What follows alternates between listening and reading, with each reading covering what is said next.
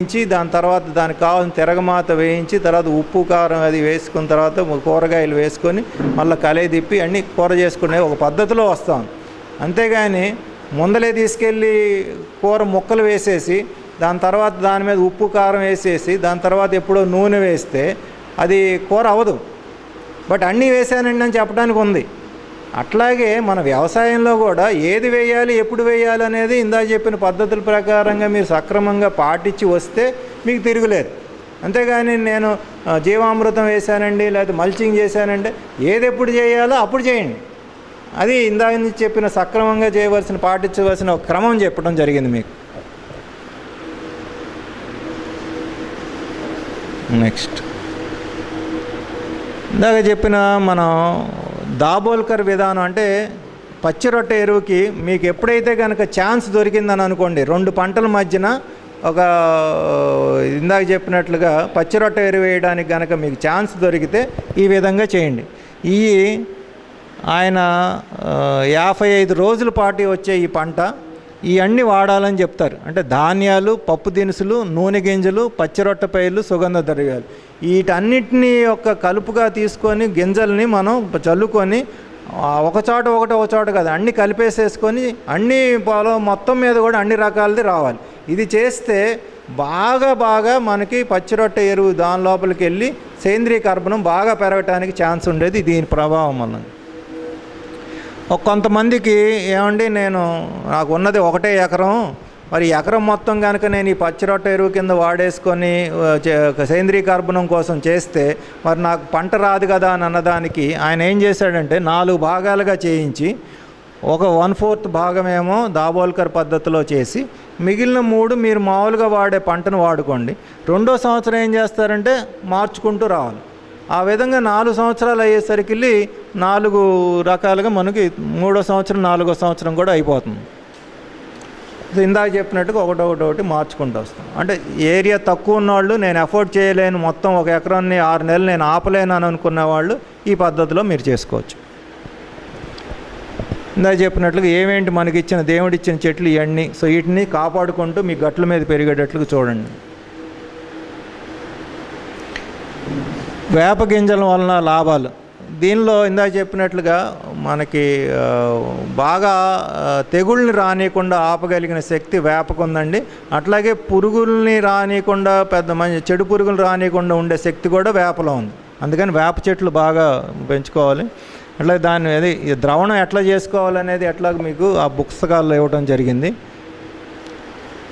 దీనిలో జాగ్రత్తలు తీసుకోవాల్సినవి కొన్ని ఏంటంటే పండి రాలిన వేప పళ్ళను మట్టుకే సేకరించండి. అంతేగాని చెట్టుకున్న వేప అన్నీ తీసేసుకొని పిండి చేసేద్దామని అనుకోవద్దు.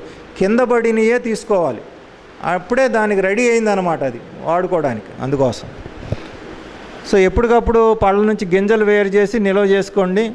మళ్ళీ నీళ్ళలో ఆరబెట్టుకోండి, గోనె సంచుల్లో నిల్వ చేసుకొని పెట్టుకోండి ఎప్పుడు దొరికినప్పుడు అలా. ఎందుకంటే మే జూన్లోనే అవి పడతాయి. ఆ టైంలో మీరు సేవ్ చేసి పెట్టుకుంటే కావాల్సి వచ్చినప్పుడు పిండి చేసుకొని మళ్ళీ పిండిని వాడుకోవచ్చు. లేదా మార్కెట్లో తయారు చేసిన పిండినైనా. కాకపోతే సరైన వాళ్ళు, ఎందుకంటే చాలామంది ఇవాళ మేము సేంద్రియ ప్రోడక్ట్స్ చేస్తున్నామని చెప్పి మార్కెట్లో అమ్ముతున్నారు. నమ్మకమైన వాళ్ళ దగ్గరే మట్టు కొనుక్కోండి. ఎందుకంటే మళ్ళీ అవి కొని వాడామండి పని చేయలేదండి అంటే, ఎందుకంటే మోసం చేసేవాళ్ళు వాళ్ళు చాలామంది ఎక్కువైపోయారు కాబట్టి. అట్లాగే చేయకూడదు కూడా మీరు గుర్తుపెట్టుకోవాలి. అది పచ్చికాయలు మట్టుకు రాల్చి సేకరించిన ఉపయోగపడవు. వేప గింజలు 1 సంవత్సరం వరకే ఉంటుంది. అట్లాగే ఎండలో ఆరబెట్టకూడదు. పాలిథిన్ సంచుల్లో నిలబెట్టద్దు, ఓన్లీ గోని సంచుల్లో పెట్టుకోండి. ఇందాక చెప్పాను అజోలా అనేది, యాక్చువల్గా ఇది అజోలా కాదండి, తెట్టలాగా పడుతుంది ఇది అజోలా అనేది. ఆ తెట్టలోంచి మనం కానీ తీసుకొని వాడుకుంటే మీకు నత్రజని అనేది బాగా వస్తుంది.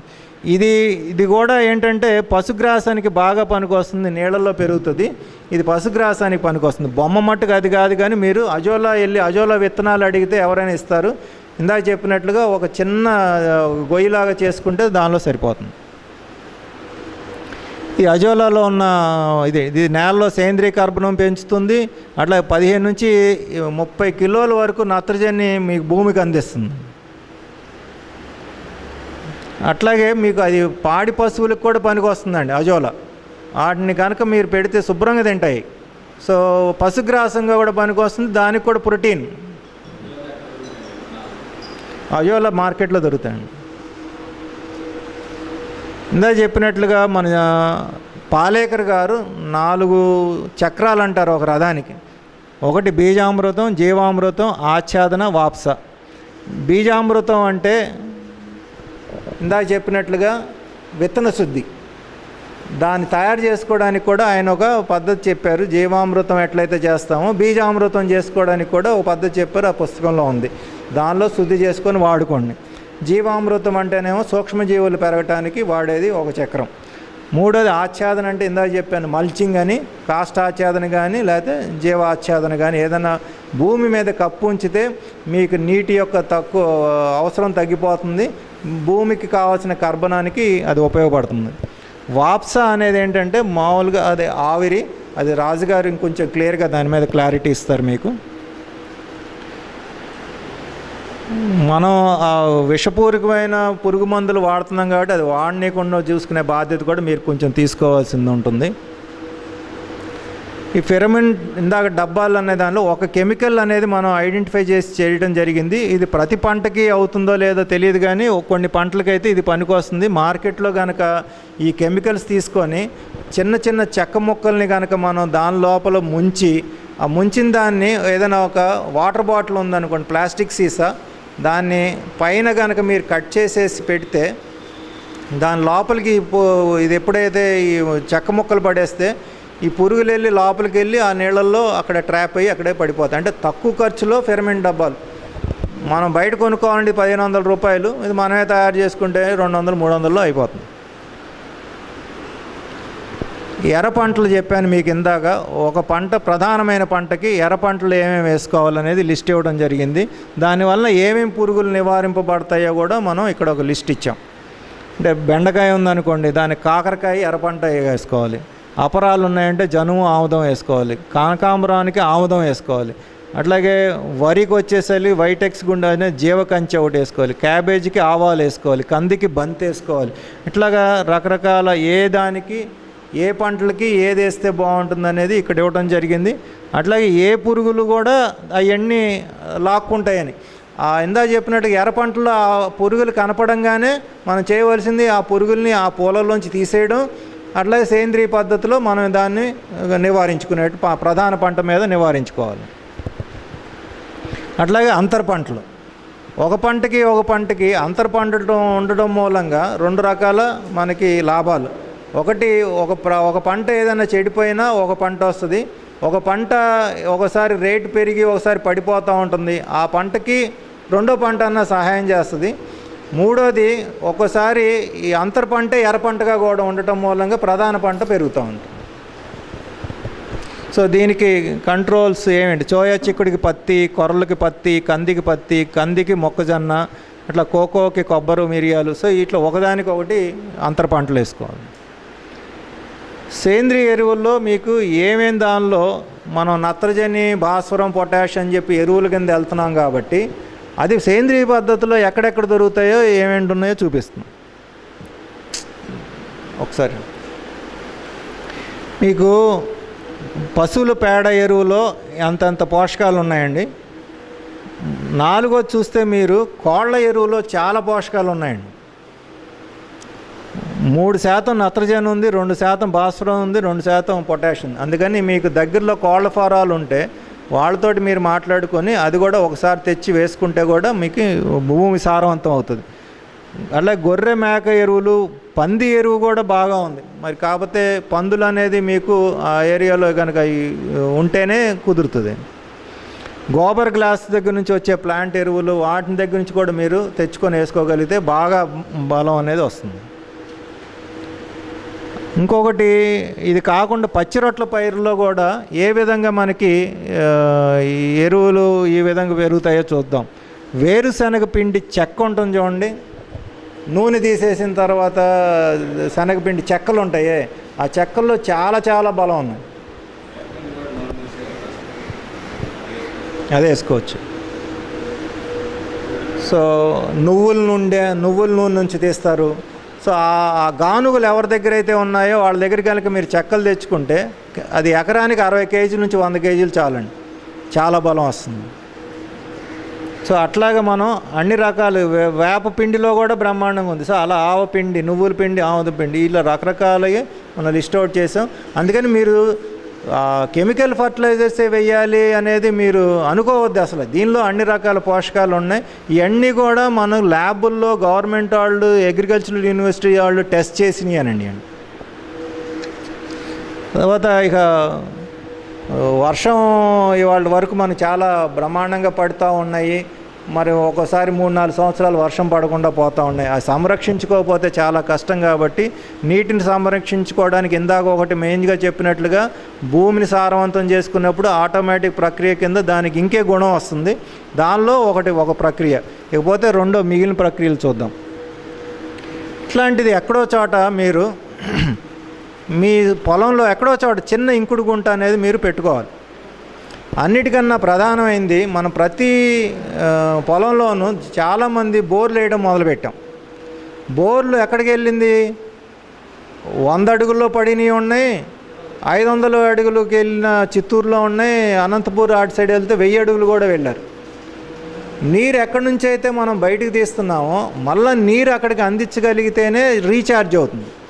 కాబట్టి మీరు మెయిన్ ఇంపార్టెంట్ ఈ సీజన్లో మీరు చేసుకోవాల్సింది ఏంటంటే, దాని చుట్టూతో యాక్చువల్గా ఇవాళ ఇచ్చిన మీకు న్యూస్ పేపర్ మ్యాగజైన్లో చూస్తే దానిలో చాలా క్లియర్గా ఇచ్చాం.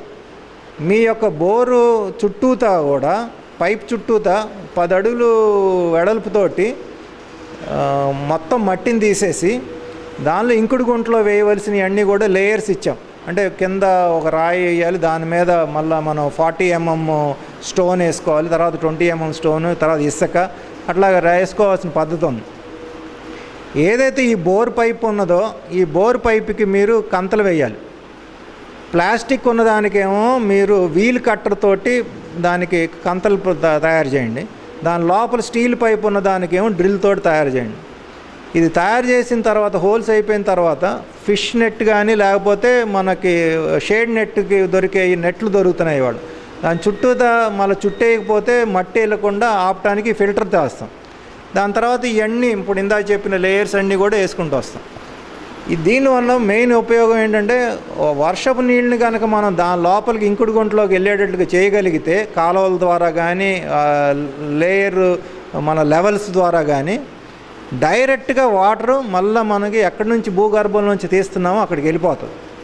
మీకు మ్యాక్సిమం ఖర్చు అయితే 15,000 రూపాయలండి. బట్ ఇది జీవితాంతం మీకు ఇంకా నీరు ఎక్కడ బాధపడాల్సిన పని లేకుండా మీ బోర్ ఎప్పుడు కూడా నీటితోటి ఛార్జ్ అయి ఉంటుంది. కాబట్టి ఇది మీరు చేయండి, మిగిలిన వాళ్ళ చేత కూడా చేయించండి. ఎందుకంటే అందరికీ డైరెక్ట్గా అట్లా చేయడం మూలంగా అవుతుంది. మీరు నిన్నగాక మొన్న ఈనాడులో పేపర్లో పడింది ఒక ఊరు గురించి. ఆ ఈ ఊరిలో పడిన వర్షపు చుక్క ఊరు దాటదు అని హెడ్డింగ్. చుట్టుపక్కల విలేజెస్ అన్నిటిలో కూడా నీటి ఒక కొరత ఉంది. ఎవరికాళ్ళు నీటిలో కుళాయిలు రావట్లేదు, 3-4 కిలోమీటర్లు వెళ్ళి మంచినీళ్ళు తెచ్చుకుంటున్నారు. కానీ ఈ ఊళ్ళో వాళ్ళు కూడా ఎవరు కూడా బయటికి వెళ్ళా, ఎవరి బోర్లు వాళ్ళు శుభ్రంగా పనిచేస్తూ ఉన్నాయి. ఏ విధంగా చేస్తున్నాయి? ఏ పడిన ఇంటి మీద వచ్చిన నీళ్లను కూడా వాళ్ళు ఒక గొట్టం ద్వారా అక్కడ చిన్న ఇంకుడు గుంట చేశారు. అట్లాగే చెరువులన్నీ తవ్వటం మూలంగా ఈసారి చెరువులు తవ్విన తర్వాత చూడండి, మీ ఊళ్ళో ఉన్న బావుల్లో నీళ్ళన్నీ పైకి వచ్చి ఉంటాయి. బోరు బావిలో కూడా భూగర్భ జలాలు పైకి వచ్చి ఉంటాయి. ఎందుకంటే ఈసారి పడిన నీళ్లు ఇంకి భూమిలో అవన్నీ కూడా పెరుగుతాయి. ఇక్కడ ఏంటంటే డైరెక్ట్గా మనం తీసుకెళ్ళిపోయి దానిలో ఛార్జ్ చేస్తున్నాం. కాబట్టి చాలా చాలా ముఖ్యం. నేను చెప్పింది మటుకు దానిలో డీటెయిల్స్గా ఇచ్చాము. ఈసారి ఇచ్చిన మ్యాగజైన్లో చదవండి, దాన్ని ఆచరించండి, కంపల్సరీ అది చేయండి. మిగిలిన అన్నీ కూడా ఎక్కడ వీలైతే మీ పొలంలో ఒక లెవెల్ ప్రకారంగా ఒక పక్కెళ్ళి నీరు ఆగిపోతుంది అనుకోండి, అక్కడ నీరు ఇంకుడు గుంట తయారు చేసేటట్లు చేసుకుంటే భూమిలోకి ఇంకిపోతాయి. సో ఏ విధంగా చేసినా కానీ నీరుని భూమిలోకి ఇంకే విధంగా మీరు ప్రయత్నం చేయండి. ఇంక ఇవన్నీ అయ్యా రకరకాలుగా మనం ఎట్లా చేయొచ్చు అని చెప్పాము. నెక్స్ట్ ఇంకో ఇంపార్టెంట్ ఏంటంటే 71% మన భూగోళం మీద నీరుంది, కానీ అవన్నీ సముద్రంలో ఉండే ఉప్పు నీరే ఉంది. మనం వాడుకోగలిగింది ఏంటయ్యా అంటే 2.7% ఉందండి. దానిలో కూడా మనకి 75% ద్రవ రూపం మంచు రూపంలో ఉంది. మంచిని మిగిలిందంతా కూడా 22% ఉంది. సో మొత్తం సముద్రం నీళ్ళ మీద మనం కంపేర్ చేసుకుంటే ఉన్నది మన దగ్గర ఉన్నది తక్కువ. మనకు ఉన్నది కూడా ఎక్కడి నుంచి వస్తుంది చెప్పండి? దేవుడు ఉప్పు నీళ్ళని ఆవిరి చేసి మళ్ళీ మనకి డిస్టిల్ చేసి వర్ష రూపంలో మంచినీరు ఇస్తున్నారు. ఎంత కష్టపడితే వస్తుందండి? మనం ఇవాళ వర్షపు నీరు కనుక పడకపోతే ఏ పంటలని ఏమి సాగు చేయలేం కదా. సో ఎక్కడి నుంచి వచ్చింది అది? మబ్బుల ద్వారా అది మళ్ళీ డిస్టిల్ అయ్యి వచ్చింది. అది ఎక్కడి నుంచి వచ్చింది కదా, సముద్రపు నీరే వచ్చింది. సో అందుకని మీరు ఒకసారి చూసి ఉంటారు, మొన్న చేపలు పడినాయి అని. ఎక్కడి నుంచి పడినాయి? బయటకు వచ్చినాయి, సముద్రంలోంచి వాటిలోంచి వచ్చినాయి అక్కడికి. సో అందుకని అంత కష్టపడి దేవుడు ఇచ్చేదాన్ని మళ్ళీ మనం సముద్రంలో కలుపుతా ఉన్నాం. సో కాకుండా మనం ఎంత ప్రయత్నం చేయగలిగితే అంత. చైనాలో మావో ఆయన వచ్చి ఒకటే మాట అన్నాడు, మన దేశంలో పడిన నీళ్లు బయటికి వెళ్ళకూడదని ఆయన ఎన్ని డ్యాములు కట్టించాడు. డ్యాములే కాదు, కాలువలు ఉన్నా కూడా ఆయన ఏం చేసేవాడు, కాలువలో మళ్ళీ గట్టు కట్టండి అనేవాడు, మళ్ళీ గట్టు కట్టండి అంటే ఎక్కడ నీళ్ళు అక్కడ ఆపేయాలన్నాడు. సో ఆ విధంగా మీరు మీ పొలాల్లో కానివ్వండి, మీ కాలువల్లో కానివ్వండి, ఎక్కడైనా కానీ దాన్ని ఎంత నీరు నిలవగలిగేటట్టు చేయగలిగితే పక్కనోడు సహాయం చేయకపోయినా కూడా మీరన్నా చేసుకోండి, మీకన్నా ఉపయోగపడుతుంది. నెక్స్ట్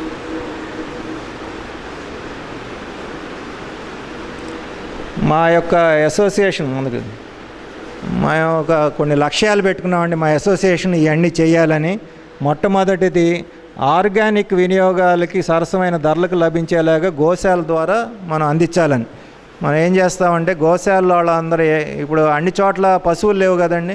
గోశాలని మేము ఏం చేస్తున్నామంటే వాళ్ళకి జీవామృతం ఇవన్నీ ఎట్లా చేయాలని ట్రైనింగ్ ఇచ్చి బోర్డులు అయ్యి వాళ్ళ దానిలో గోశాలలో పెట్టించి వాళ్ళు చేసుకోవడానికి వీలయ్యేటట్టు చేస్తున్నాం. అక్కడి నుంచి రైతులకు అందేటట్లుగా చేయాలనేది మా యొక్క లక్ష్యం. రెండు, ఇట్లాగా మీలాంటి వాళ్ళని పిలిచి శిక్షణ తరగతులు పెట్టి మీ అందరికి కూడా నేర్పి మిమ్మల్ని అందరిని కూడా సేంద్రియ పద్ధతిలోకి తీసుకురావాలనేది ఈ యొక్క పద్ధతి. మేము ఏదైతే మేము చేస్తున్నామో దయచేసి మీరు కూడా మల్టిప్లై చేయండి. మీరు ఆచరించడమే కాకుండా మీ పక్కన వాళ్ళని కూడా కొంచెం అందరిని ఎంకరేజ్ చేయండి. ఇట్లాగా ఈ పురుగు మందులు మనం ఆహారాన్ని తినటం మూలంగా మనకి ఏం నష్టం వస్తుందనేది ప్యాంఫ్లెట్ రూపంగా మనం తయారు చేసి ప్రజలకు అందించాలనుకున్నాం. ఈ విధంగా మనం ప్రజలకి విజయవాడ చుట్టుపక్కల అందరికీ కూడా మనం ఇది ఇస్తూ ఉన్నాం. అట్లాగే సాగునీటిలో కూడా ఏ విధంగా చేసుకోవచ్చు, మైక్రో ఇరిగేషన్ సిస్టమ్ కానీ ఇట్లాంటివి కానీ ఏం చేయాలి, తక్కువ నీటితోటి వాన నీటితోటి ఏ విధంగా చేసుకోవాలనేది మనకి రైతాంగానికి అవగాహన చేయటం. అట్లాగే దేశీయ వినియోగాలకి ఎగుమతులకి సేంద్రియ దానికి గ్రూప్ ఆర్గానిక్ సర్టిఫికేషన్ అంటే కొన్ని చోట్ల ఎక్స్పోర్ట్ చేసుకోవడానికి సర్టిఫికెట్ ఉందా అని అడుగుతున్నారు. ఒక్కొక్కటి సర్టిఫికెట్కి వెళ్తానేమో వాళ్ళు 20,000 అడుగుతున్నారు ఒక్కొక్క ఫార్మర్కి. అందుకని మనం ఏం చేస్తున్నాం అంటే మన అసోసియేషన్ ద్వారా ఒక 20 మంది 30 మంది అట్లా తీసుకొని గ్రూప్ సర్టిఫికేషన్ కింద తీసుకుంటే ఒక రైతుకి ఎన్ని ఎకరాలు ఉన్నా కూడా అతనికి 1,000 రూపాయలు పడేటట్లుగా సంవత్సరానికి మనం మాట్లాడటం జరిగింది. అట్లా గ్రూప్ సర్టిఫికేషన్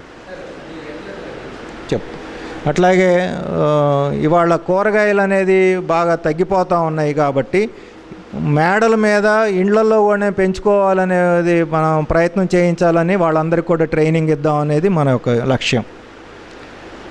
అట్లాగే వీటి మీద పుస్తకాలు ఇవన్నీ తయారు ఇప్పుడు మీకు ఆల్రెడీ 2 పుస్తకాలు ఇవ్వడం జరిగింది. ఇట్లా వరి మీద ఈ నెలలో పుస్తకం తయారవుతుందండి. వచ్చే నెలలోనేమో కూరగాయల మీద కూడా ఒక పుస్తకం తయారు చేస్తున్నాము. సో ఇట్లాగా తయారు చేసి రైతులకి అందరికి కూడా సమగ్రంగా అసలు ఏ విధంగా పండించుకోవాలనేది మనం చేయించాలనేది అట్లా వీడియో రూపంలో కూడా కొన్ని తయారు చేస్తాం.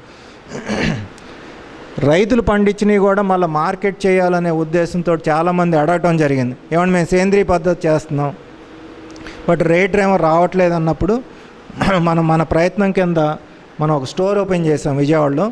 సో దానిలో రైతులకి సంబంధించిన మెటీరియల్ తీసుకొచ్చి ఇక్కడ అమ్మటం జరుగుతుంది. ఇకపోతే మా జరిగిన మీటింగ్ ఫొటోస్.